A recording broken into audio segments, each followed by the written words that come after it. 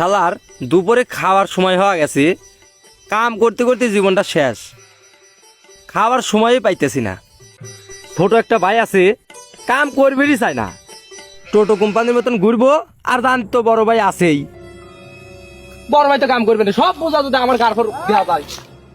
কয়েকটা গরু ছিল, কয়েকটা গরুর মধ্যেও সব গরু বেঁচে দিছি, একটা গরু বাঁচাইছি, একটা গরুরও ঘাস কাটতে চায় না, সব কিছু বড় ভাই। এনে কটা ঘাস আছে, দেখি এনে ঘাস কাটি।